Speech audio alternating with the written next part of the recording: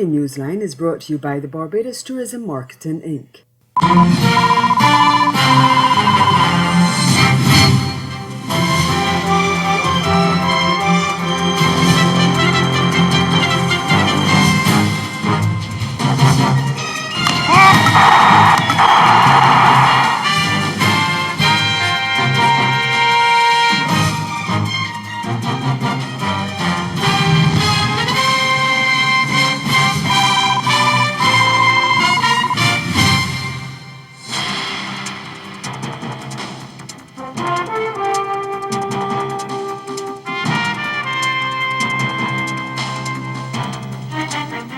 The Antigua and Barbuda government could soon own significant shares in Scotiabank operations in the Twin Island nation.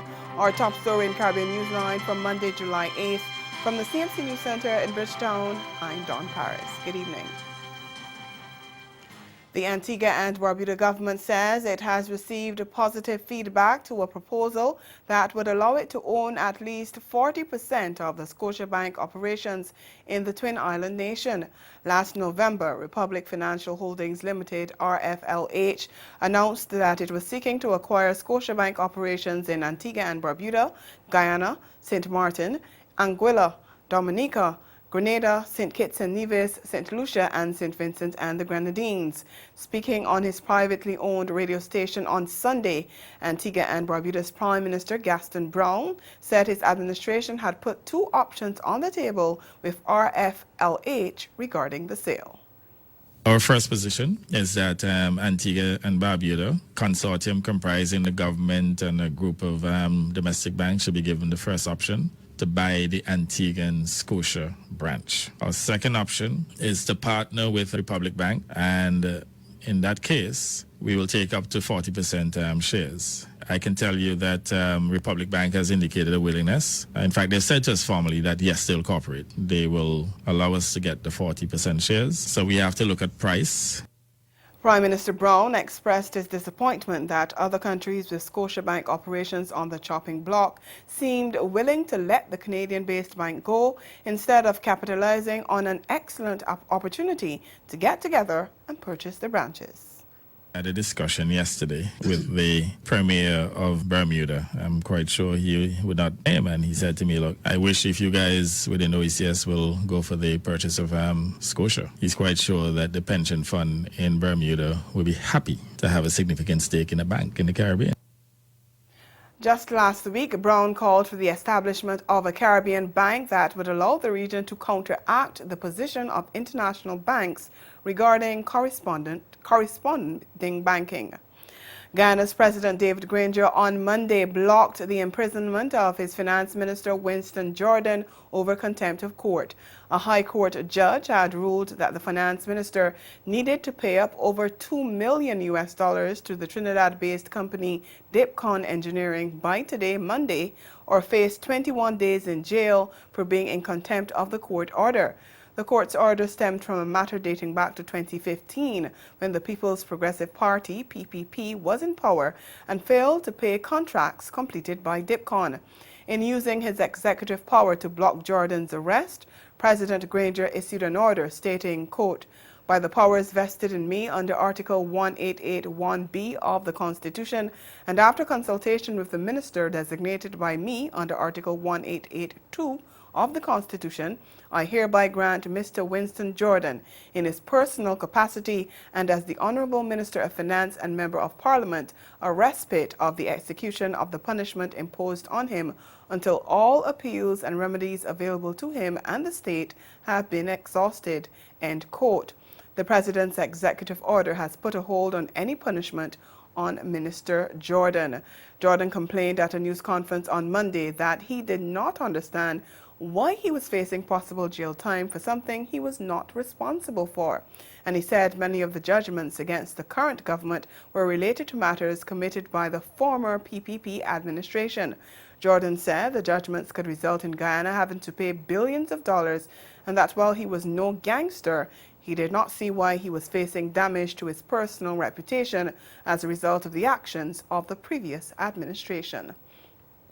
Staying in Guyana, the government says it wants the Caribbean Court of Justice, CCJ, to leave it to President Granger to set a date for elections after consultation with the Guyana Elections Commission, GECOM.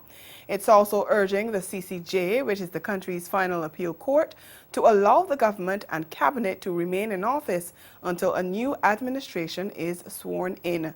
The Attorney General's chambers outlined that position in a submission for consequential orders following the CCJ ruling last month that the opposition-inspired no-confidence motion passed in the National Assembly against the government last December was valid.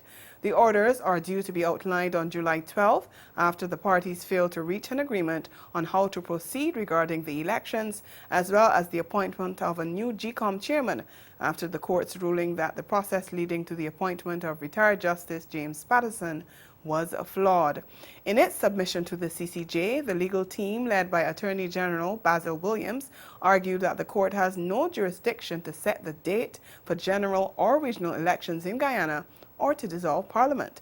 Under the Constitution, elections should be held within 3 months of the passing of a no-confidence motion against government. Government's lawyers have proposed to the CCJ that the National Assembly be convened to have a resolution passed for an extension to the time for holding the election. And they say if for any reason the National Assembly does not pass that resolution, or the resolution does not garner the requisite majority for an extension, President Granger, following consultation with GECOM, should dissolve the National Assembly and elections should be held on a date to be fixed by him. The government lawyers also stressed that until a GECOM chairman is appointed, the electoral body will be constitutionally incapable of lawfully directing, supervising, or administering the polls, which must be held. While the government and opposition stakeholders were on Monday evening meeting to hammer out an agreement for the appointment of that new GECOM chairman. Media reports said the meeting is expected to examine opposition leader Barrett Jagdeau's nominees, as well as discuss President Granger's suggestion that he provide names to be added to the list for consideration. Jagdeau's 11 nominees include retired Major General Joe Singh, retired Major General Norman McLean, retired judges B.S. Roy and William Ramlal, as well as private sector commission officials Jerry Govaya and Ramesh Duku. All the names the opposition leader has put forward were previously rejected by President Granger before he appointed Patterson in October 2017. Patterson resigned from the post 2 weeks ago, a week after the CCJ ruling. Both Granger and Jagdeo have indicated they want the process of finding his replacement to be completed within days. Over in Jamaica, a state of emergency is in effect for the Corporate Area Police Division of St. Andrews South following an increase in murders. Prime Minister Andrew Holness made the announcement on Sunday at a press conference where he disclosed that from January 1st to June 29th this year, there were 94 murders in the division compared to 79 over the corresponding period last year. We get more in this TVJ News report. Residents living in communities served by the men and women at the Hunts Bay Police and its satellite stations woke up on Sunday morning under a state of emergency. I decided to advise the Governor General to make such a declaration on the recommendation of the Chief of Defense Staff and the Commissioner of Police. The state of emergency is set to last for at least 14 days. Mr. Holness said it was declared in that police division to go after dons, drugs, and gangs. He spent a lot of time going through the impact gangs are having on Jamaica's crime rate, pointing to data which show gangs account for 70% of murders in the country. Commissioner of Police, Major General Anthony Anderson, said that there are over 25 gangs involved in conflicts in the St. Andrews South Police Division, and in the last 2 months, they have pushed violent crimes such as murders and shootings to a scale which is now threatening public safety. Murders in this division have increased by 19%, while shooting incidents by 40% over 2018. The gang warfare has restricted the free movement of citizens and has caused the disruption of livelihoods in sections of the division.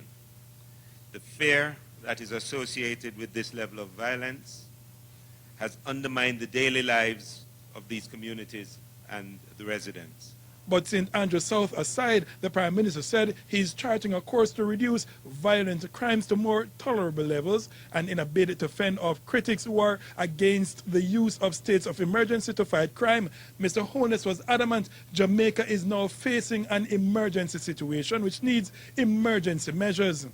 So I would today want to rubbish this argument that things are normal and that our Constitution contemplated this kind of murder rate. Violence is at epidemic proportions in Jamaica.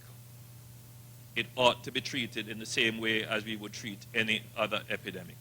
So he said measures like the state of emergency are a first step in the fight, while longer-term strategies to prevent violent crimes are implemented. Mr. Holness adds that unlike in the past, he wants the measures to be sustained to bring murders down to the regional average of 16 per 100,000 people, which for Jamaica would be under 500 murders per year. And over in Trinidad and Tobago, President of the Downtown Owners and Merchants Association, Gregory Aboud, says the honeymoon for Police Commissioner Gary Griffith and National Security Minister Stuart Young is over, and he's called for more effective action to deal with the crime situation in the Twin Island Republic. Griffith and Young were appointed to their respective positions last August. Aboud said while his organization was among those that were very supportive and enthusiastic about the appointments, it's now high time that something is done to confront the freeness with which people kill in broad daylight without fear or of any accountability or being apprehended. At least 516 people were murdered in Trinidad and Tobago last year, and so far this year, more than 240 people have been killed.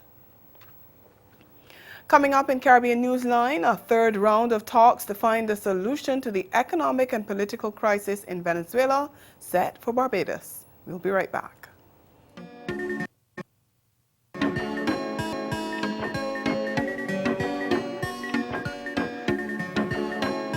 Welcome to this year's 50th Caribbean Broadcast Union Assembly on the island of San Andres.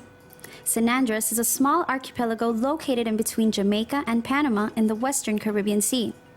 A lush, exotic island rich in culture, history, gastronomy, and breathtaking scenic views. Known for its beaches and 7-colored crystalline waters, the island of San Andres will be proudly hosting this year's event. CBU members will enjoy top-of-the-line accommodations for an unforgettable experience in San Andres, connecting Caribbean nations through this year's 50th edition of the CBU Assembly.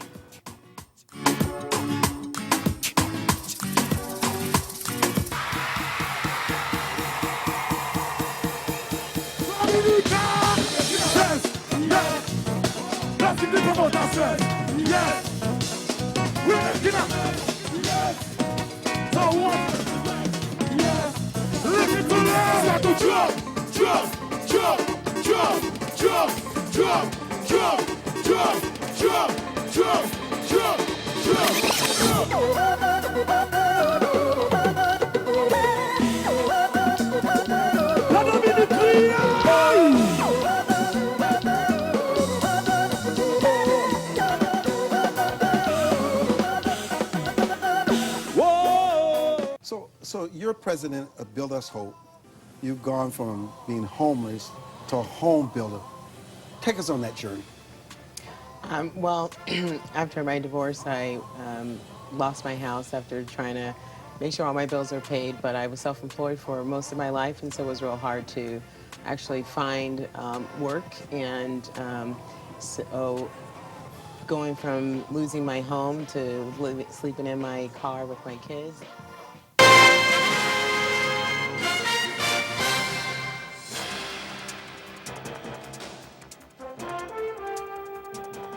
Welcome back. Venezuela government and opposition representatives are scheduled to meet in Barbados this week as part of ongoing efforts to find a solution to the economic and political crisis in the South American country.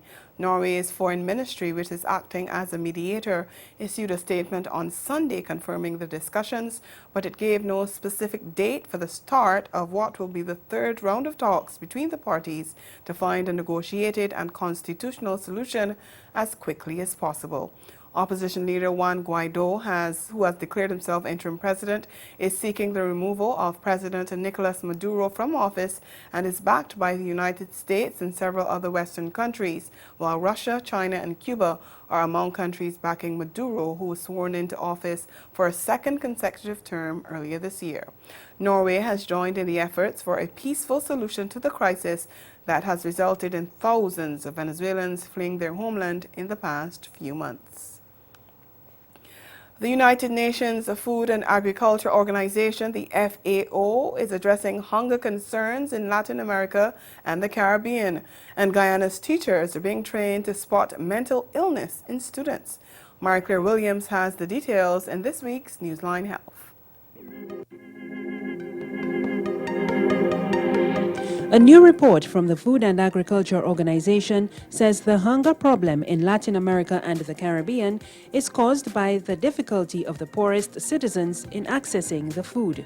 The FAO says this is one of the world's leading food-producing and exporting regions with enough to meet the needs of all its inhabitants, but the poorest members of society have difficulty accessing the food.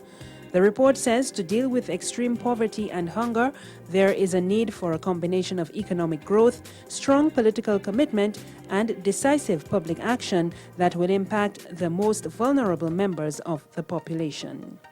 The spotlight is on mental health in Guyana as school teachers are now being trained to recognize the signs and symptoms of mental illness in students. Director of the Mental Health Unit, Dr. Util Richmond Thomas, says the prevalence rate of mental illness among adolescents is 13 to 15%, but she says the conditions are mostly going undiagnosed, untreated, or mismanaged. This is largely due to a woeful lack of sufficient mental health professionals in the healthcare system, as well as lack of adequate knowledge by healthcare workers to screen for, detect and manage mental health issues appropriately. Stigma and discrimination also affect persons and prevent affected persons and their family members from seeking help. Dr. Richmond Thomas says over 100 healthcare workers have been trained in the last 2 years. So we need for them to be able to be educated in what are the most common issues and how to detect these issues, and to give them a referral pathway so that they can refer these courses to us very early, because if you wait until these issues become complicated, it is very much harder to treat, right? And the consequences are much more severe. There's been another appeal for blood donors in Belize, particularly in light of the recent spate of murders. The blood bank is encouraging individuals to donate around 4 times a year. The blood bank is always in need of blood, because whenever we have any gunshot, stab wound, all those people receive a lot of blood. And especially if the patient dies, nobody comes to replace the blood. So the blood bank is at last all the time. People need to come out and donate blood, because we will need it one day for somebody. And whenever you donate a unit of blood, you're saving lives.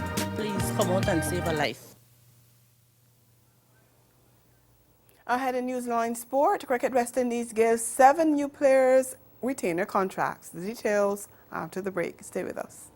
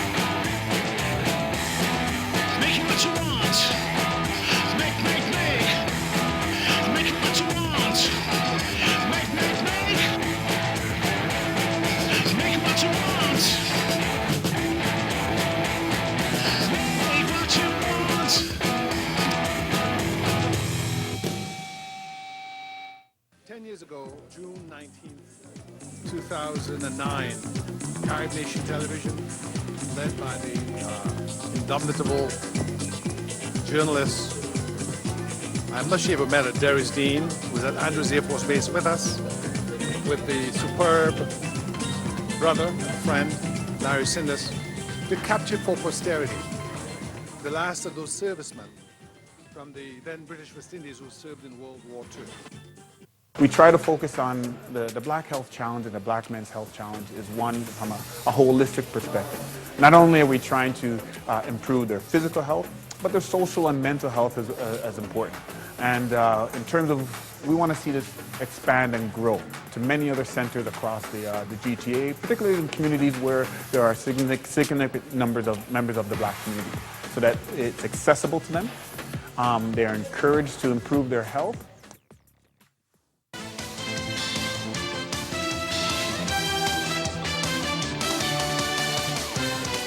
Recalled batsman Darren Bravo and fellow Trinidadian Nicholas Pooran are among 7 new players handed retainer contracts by Cricket West Indies for the next year. This was announced by CWI in a release on Monday, which also revealed that the number of all-format contracts awarded has increased from 4 to 7 players. The 30-year-old Bravo has played 52 tests and 110 ODIs, but only returned to the squad late last year following an acrimonious fallout with former board president Dave Cameron. He's been given an all-format contract, while the 23-year-old Pooran, who was West Indies' leading batsman at the World Cup, has received a white ball contract. The pair will be joined by Fabian Allen, John Campbell, Sheldon Cottrell, O'Shane Thomas and Jamal Warrican as the new players offered retainers. The CWI also announced that it has expanded the list of centrally contracted West Indies women's players. A total of 15 women, an increase of 3, also earned central contracts to run for the same period, including veteran all-rounder Stacey Ann King, fellow left-hander Kaisia Knight, and newcomers Shabika Gajnabi, Shawnisha Hector, Chanel Henry, Natasha McLean, and Karishma Ramharak. CWI explained the contracts were offered to players who've achieved consistent performances for the West Indies throughout the evaluation period of April 1st last year to March 31st this year, and players who the selection panel believes will feature in the squads for all matches in the respective formats over the next contract year. Meantime, following a solid World Cup performance, Pooran has jumped over 300 places and is now among the top 100 ODI batsmen in the world. That's according to the latest ICC men's ODI player rankings. His performance has resulted in him leapfrogging from outside the top 400 to number 92. Shimron Hetmeyer, Chris Gale, Evan Lewis and Marlon Samuels, who is ranked 83rd, are the other West Indians in the top 100. Wendy's skipper Jason Holder managed to maintain his ranking of 6th among ODI all-rounders. Among the bowlers, Holder slipped to 38th, but is still the highest-ranked West Indian among ODI bowlers. There was no movement for Kemar Roach, Ashley Nurse, Carlos Brathwaite, Devendra Bishu or O'Shane Thomas. The West Indies are still ranked 9th in the ODI rankings on 47 points, and that's 7 more than 10th-placed Afghanistan. Led by Jaden Carmichael's spectacular 6-wicket haul and Anderson Armuden's half-century, the Leeward Islands produced a dominant display to post a comfortable 8-wicket win over Jamaica in the opening round of the West Indies Rising Stars Under-17 Championship on Saturday. Carmichael took 6 for 17 from 10 overs to help bowl Jamaica out for 146 in 42.3 overs. Armuden then starred with the bat, scoring 55 as the Leeward Islands easily achieved a victory, romping to 150 for 2 in 38.1 overs. Akadianto Willett claimed 3 wickets for Leeward Islands in quick succession. He accounted for the wickets of O'Neill Roberts for 4, O'Shawn Ennis for a duck, and Nicholas Lewin for 12 to leave Jamaica 32 for 3. There were also wins for Trinidad and Tobago and Barbados over Guyana and the Windward Islands, respectively. TNT produced a well-rounded bowling effort to dismiss Guyana for just 91 in a match that was delayed due to rain. Sion Hackett and Darren Samuel took 3 wickets each, while Shadion Raymond and Isaiah Gomez supported with 2 wickets apiece. Defending champs Barbados were led by led to victory by Giovante De Pisa and Kevin Wickham, who both scored half-centuries. To news of horse racing now, Anderson Trotman uncorked a hat trick as he closed the Cropover Festival race day at the historic Garrison Savannah on the weekend.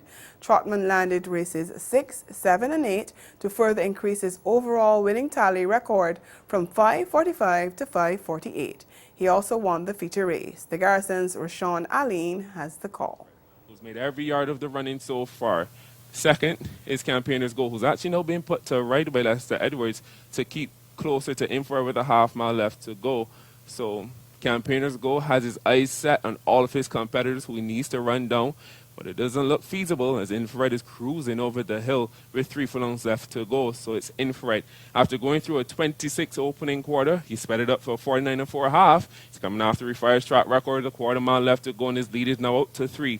Campaigners Go is going to have to dig deep and find more with a quarter-mile left to go, and Anderson Trotman has not even lowered his height on Infrared, and he seemed to settle this issue as he's opened up 5 on Campaigners Go as they turn 4 home, and a furlong between Infrared and the easiest victory of his career. He's absolutely annihilated Campaigners Go, and he's going to win by literally as much as he pleased. He wins by 10. Campaigners Go was a discouraged second in 2:22 and 2. And that's sport. We'll be right back.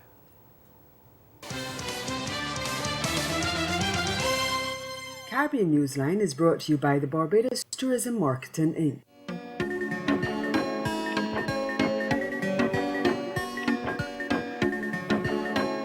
Welcome to this year's 50th Caribbean Broadcast Union Assembly on the island of San Andres. San Andres is a small archipelago located in between Jamaica and Panama in the Western Caribbean Sea. A lush, exotic island rich in culture, history, gastronomy, and breathtaking scenic views. Known for its beaches and 7-colored crystalline waters, the island of San Andres will be proudly hosting this year's event. CBU members will enjoy top-of-the-line accommodations for an unforgettable experience in San Andres, connecting Caribbean nations through this year's 50th edition of the CBU Assembly.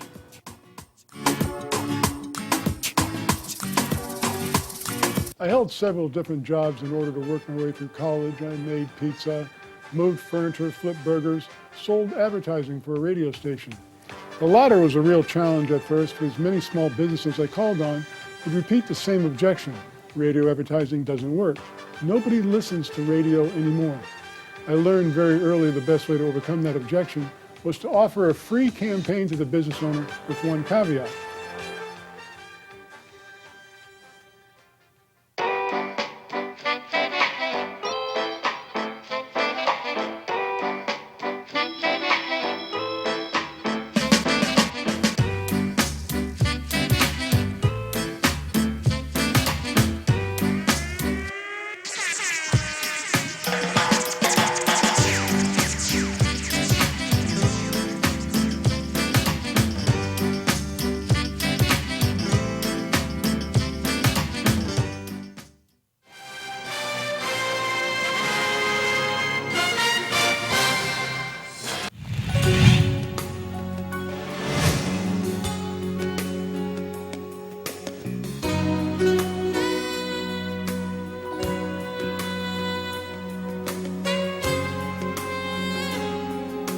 Again, the major developments of this day, the Antigua and Barbuda government could soon own significant shares in Scotiabank operations in the Twin Island nation. And in sport, Darren Bravo and Nicholas Puran, among 7 new players, handed retainer contracts by Cricket West Indies for the next year. And that's Caribbean Newsline. For news and sport around the clock, subscribe to CanadaNews.com, and for more of our programming, log on to CaribVision.tv and check out our YouTube channel. We'll be back here again tomorrow, but from all of us at CMC News, thank you for watching and have yourselves a good night.